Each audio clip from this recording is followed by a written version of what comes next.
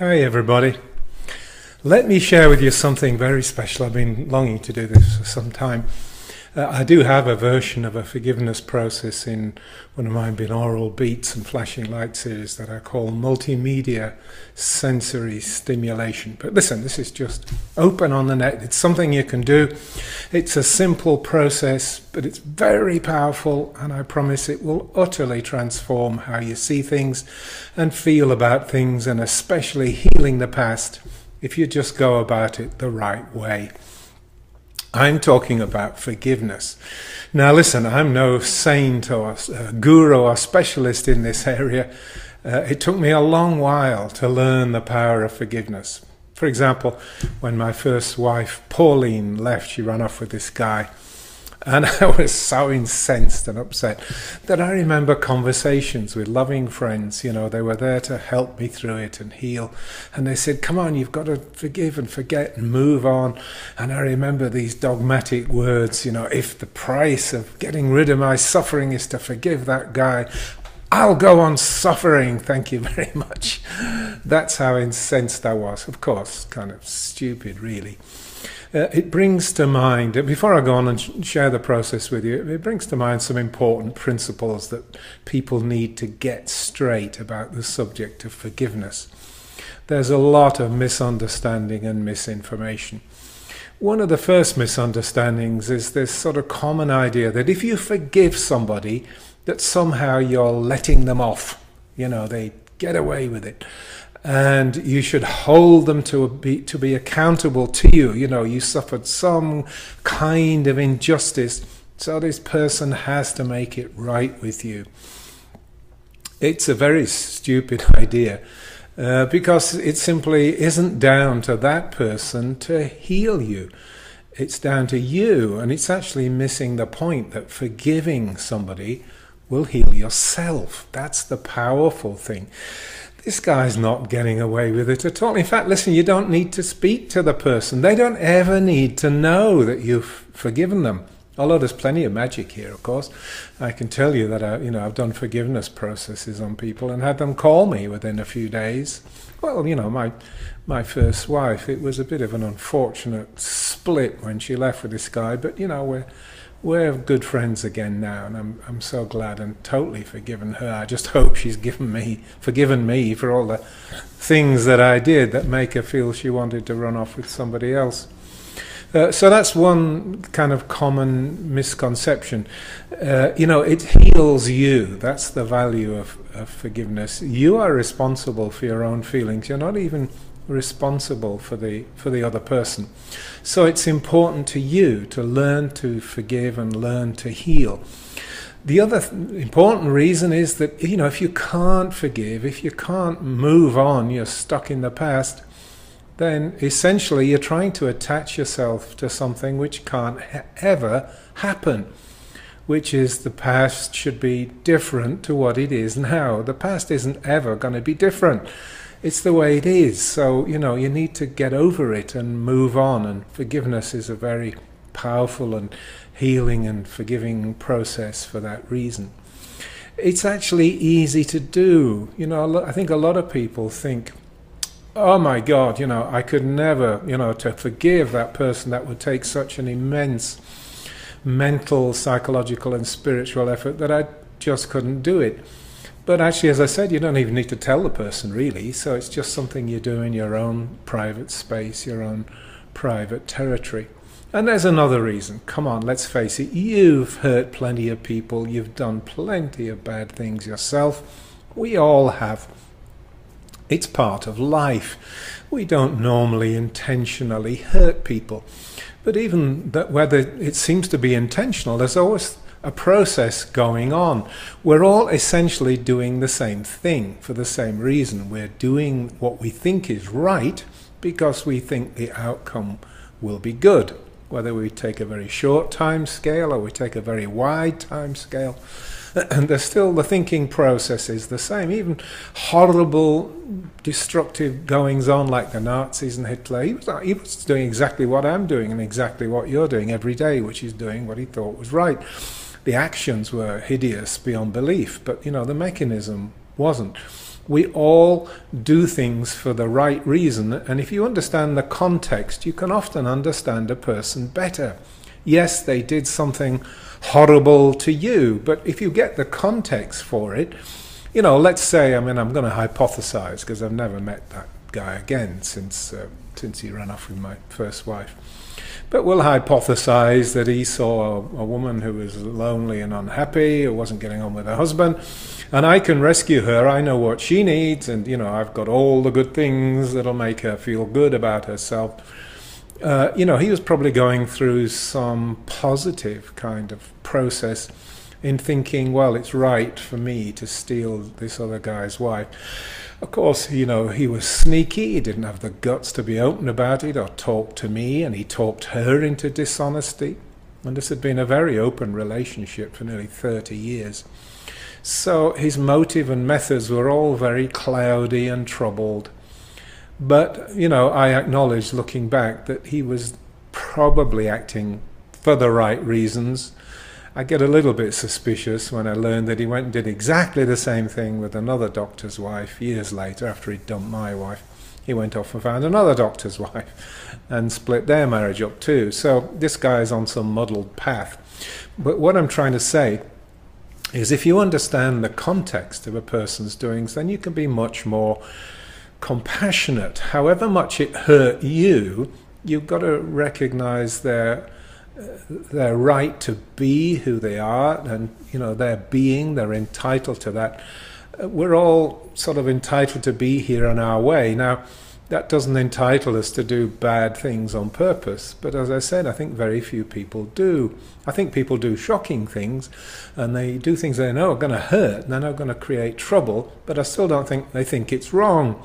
You know, it's right for me to walk out from my husband and go and have an illicit affair with this person because, and, you know, there's always a context that makes sense out of it. So for all these reasons, you need to learn the practice of forgiveness. And as I said, the key point is that forgiveness is release. It's for you. It isn't for the people or the person that you imagine hurt you in some way. It releases you. And you can see that with a few very simple steps. I'd like to share with you what to do and give it a go. Come on, I promise it will change your life if you do it openly, honestly, with integrity, and you really mean what you say. The first thing to do is draw up your list of target people, you know, all the people that you think have hurt you. Some will be very mild injury and not much upset, and others will be hideous, probably, in their impact on your life, or you believe that that's the case. And these are going to be people who are very difficult to forgive. Well, you know, brainstorm it and get a list. Now, don't angst over the list for half a day or 2 days. You know, 20 minutes. You know, it's easy to put down the main ones.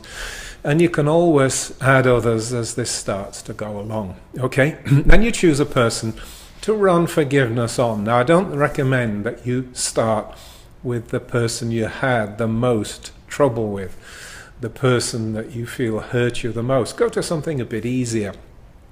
Something just, now I say easy, you know, what is easy? My mother's in her 90s now, and about 5 years ago I rang her up and said, Mom, I forgive you everything. And I thought this would be nice and healing. You know, she's coming towards the end of her earth cycle. And I just wanted to say, because, you know, over the years there'd been some friction and quarrels. So I just wanted to say in the sweetest, nicest, loving son way, Mom, I forgive you. Wow, I had no idea what was going to happen. She burst into a frenzy. How dare you? You know, I've been a good mother to you. I haven't done anything wrong. There's nothing that you can forgive me for. I did my best. You know I did. I brought you up in difficult circumstances. This went on for ages. It caused a lot of turmoil and upset. So as I said, one of the unwritten rules in this process is you don't need to tell the person. Sometimes it's best if you don't. Sometimes it seems like you're being arrogant. You know, you're cocky and you're forgiving them. Who are you, so haughty and mighty? And in other situations like that with my mom, you might actually seem to them to be pointing a finger. You know, you're accusing them of something. All I was trying to do was just wipe the slate clean, you know, all gone, all done. And by the way, it's fine now. You know, I can't wait to see my mum each time I go back to England. We have a very loving relationship, and I'm extremely proud of her. You know, for the first 40 years, I found her difficult and prickly. Not my kind of go-to person at all, not my view of a loving parent. But, you know, she changed, and I changed. That's the important thing. And now I honor her. I'm very proud of her. She taught dancing in her 60s. She was still doing paintings and selling her artwork in her 70s. As I say, she's now in her 90s and a bit frail. And I don't know how much longer she's going to be with us. But every time I go over there, I make a point of saying, well, this could be the last time you see her. So I make it a good meeting and a good parting. So there you are. So you never know quite what you're going to step into. So do it silently to yourself to start with, okay? You choose the person, and then what I want you to do is go into a little reverie, you know, close your eyes, think your way back to what it is that they did, that moment of injury or the time of hurt, you know. My wife running off was like several years, 1 year, at least 5 years in a certain sense, a long episode. At other times it can be, you know, you caught somebody stealing, you fired them and they're gone. So the whole episode was a day or a few days. It doesn't really matter how long, just immerse yourself in the time, go back to that time and let the feelings come. There'll be hurt, there'll be anger, there might be sadness and frustration. Now, the important thing is to be with these feelings. Let them come. If you try and suppress them, it means you're resisting.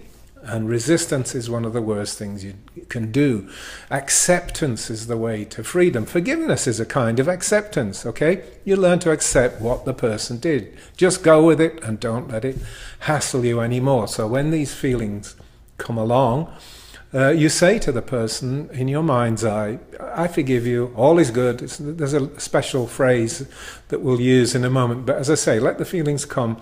Don't dwell on them, but don't fight them down. Pretty soon they'll dissipate. And then with that person in mind, you can say, you can use the Hawaiian ho-oponopono process, right?